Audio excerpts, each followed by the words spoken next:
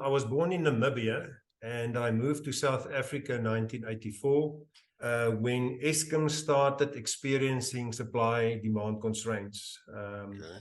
So we then developed this program where customers or consumers of electricity will then participate in the program by reducing load to help Eskom if there's a supply and demand constraint.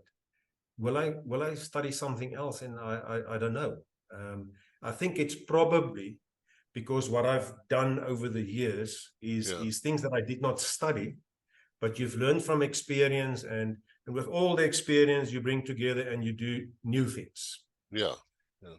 So yeah, no, I enjoy the engineering field. It's interesting.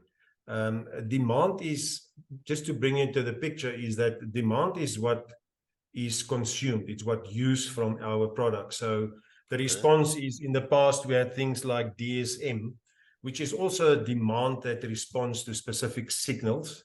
But DSM was something where it was more a permanent thing, where you sign an agreement with a customer, you install special equipment, where the customer will reduce load every day in a specific time slot. With demand response, it's a little bit different. It's symbolically almost like a spare tire. You will only replace the spare tire when you have a flat tire. This little block on the right-hand side, I've just put it there because not everybody speaks the electric language and so forth.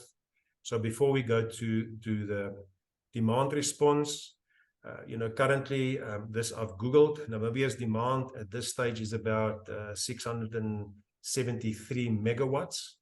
And you can see on the left-hand side, we have signed up 1,447 megawatts of load providers load that's currently participating in this program. So now Namibia is a big country, but you should not look at the country, but at least, I think the audience have a feeling of, wow, I mean, we almost use double a country's energy. The system operator, this is basically the system operator's little scale. On the left-hand side, the blue is our supply side. The green outer circle basically shows us the reserves that we have. It's green, but it consists of things like your OCGTs, your diesel generators, pump storage, and so forth. On the right-hand side, the outer circle represents the demand response load from the customers. So every day at the bottom, you will see that we have a WC, EC, KwaZulu-Natal, and Central. So this virtual power station is broken up into basically 4 units, or 4, call it virtual power stations. Illustration of the reserve deployment order. So right at the bottom where you see the energy supply side, this is where the supply and demand is enough. We don't have a problem. Things are running well. So the first type of reserves we have is operating reserves.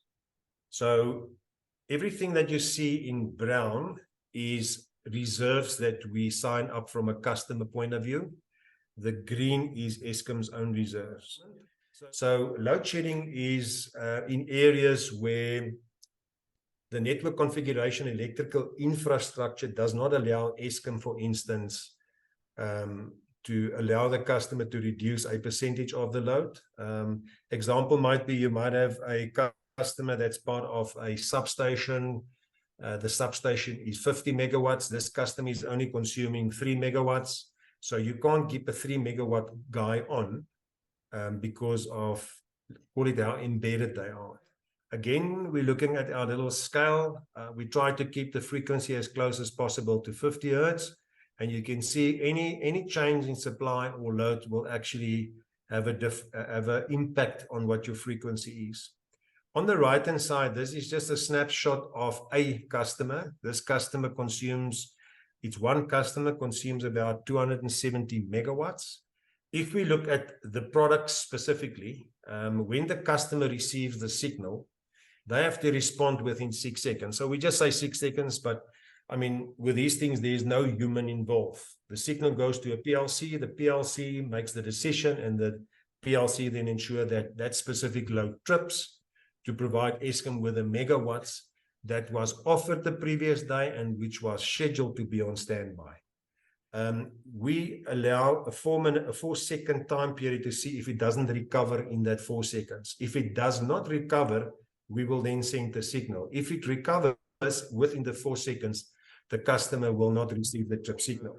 All these settings and the time delays is discussed with ancillary services. They do a lot of things, calculations behind the scenes where we get the sweet spot. Then at the end of the month, they will receive something like this. This is just a summary of all the events where they assisted Eskom. This will be sent to the customer by the second business day of the next month. And by the 5th business day of the next month, the customer will receive a thing like this, where money is now involved to show these were the events you helped us. And this value there is basically the capacity payment I owe the customer based on the number of hours they were on standby and based on the amount of megawatts that was available.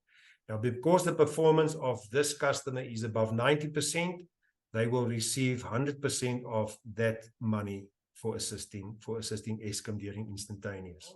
So this black line that you see there is now the CBL that will be used for scaling purposes. And we also cap the payment at 120%. One of the reasons for capping the 120% is that, if the system operator receives information, we know that, for instance, we need 500 as an example. We didn't know that you suddenly, that only gives me 50, will today decide and give me 150. So if we look at money, you've given me an extra 100 megawatts, which I have to pay now, if it wasn't for the 120% cap. This one, my wife always tells me, please don't tell the people you work for Eskom. I said, I'm not ashamed, because it gives me opportunity to educate them.